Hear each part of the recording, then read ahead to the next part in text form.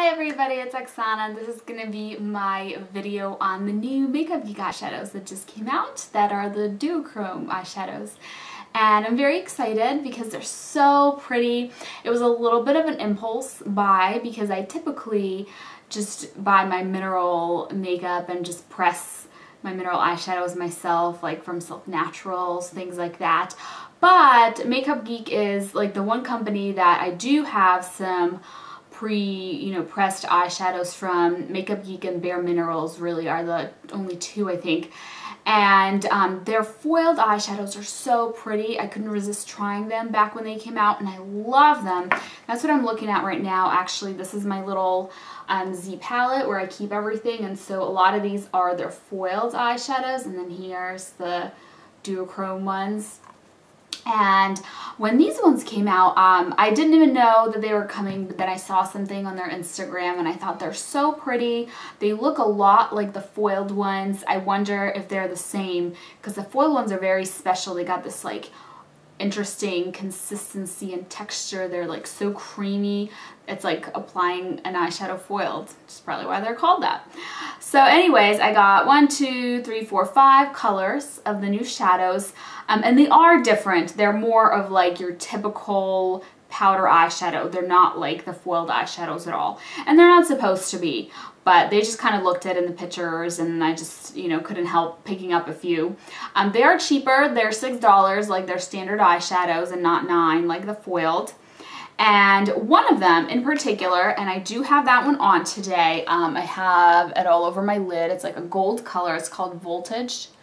This one reminds me the most of the foiled eyeshadows because like this is one swipe. It's got that really kind of like high pigment shine and almost like a creamy consistency. So this is probably my favorite one out of the 5 that I got, and it's really, really pretty. And then look at the way that the color changes. It kind of like looks gray at certain angles. It reminds me of a lighter version of Fierne's Polar Bear.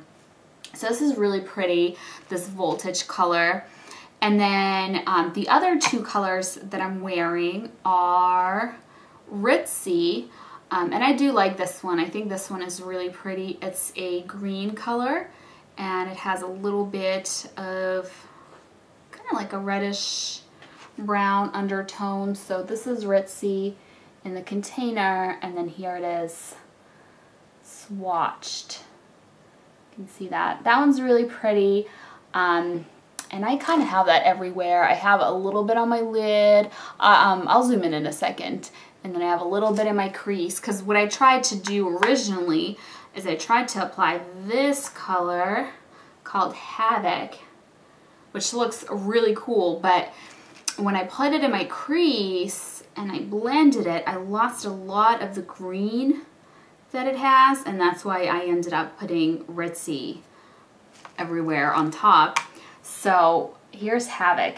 Look at that cool shine. I've seen a few colors like this somewhere, but it's so pretty. It's got like a reddish brown base to it, but then the shine is just so pretty. So when I put it on, let me zoom in real quick, I lost all of that really pretty shine that it has, that like bluish greenish shine.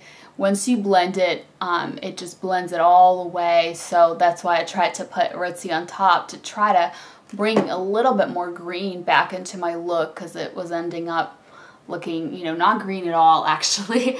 And that's the one thing about these. Sorry, I'm trying to zoom out properly, but that's the one thing about these that I've noticed. Not so much the gold one, that one stays pretty gold, but these other ones, as you blend them, it blends away like some of the prettiness, and you're left with more of like that reddish brown undertone base.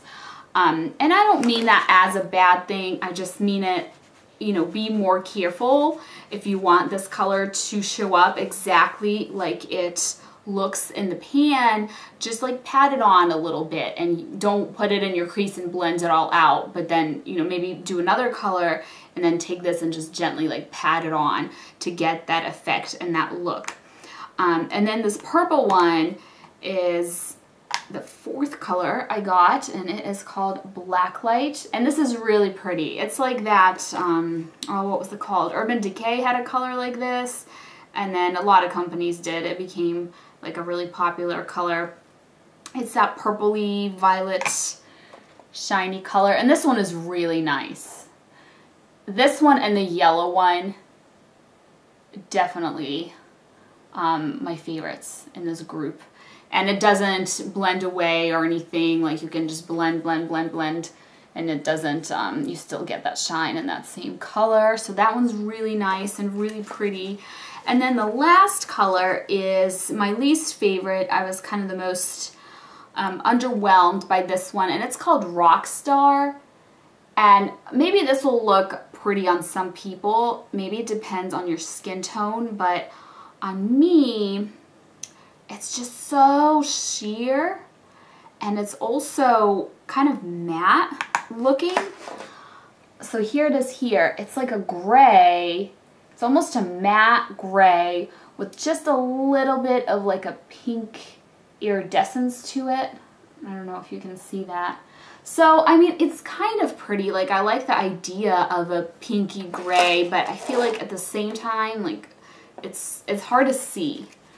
And it's not a color that would, you know, really pop on my lid because it's not shiny, and it's almost like the same. It's not dark, a lot darker or lighter than my skin tone. I don't know. I just feel like this would just look like a grayish color on me and wouldn't really stand out as much as I would want it to.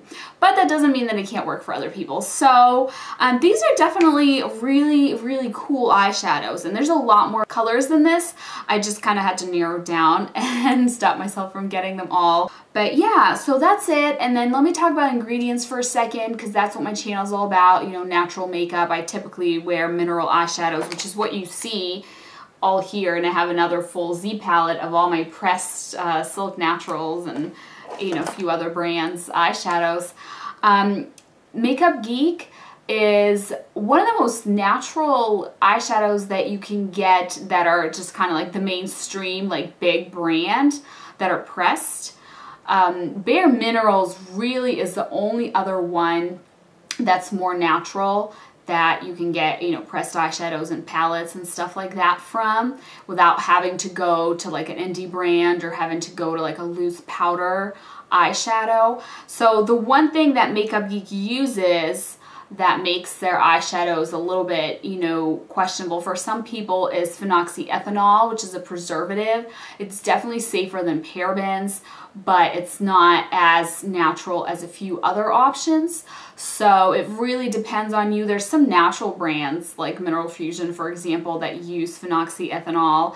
I think Bare Minerals uses it in some of their products, but not all of them. They don't use it in their eyeshadows, but they had a pressed powder once that had it in there. So it, you know, it just depends. But I wanted to throw that out there and just kind of analyze the ingredients for you guys real quick in case you're wondering. So that's it. Just wanted to share this little haul with you. Hopefully it was helpful and you enjoyed. Thank you so much for watching, and I'll see you next time. Bye.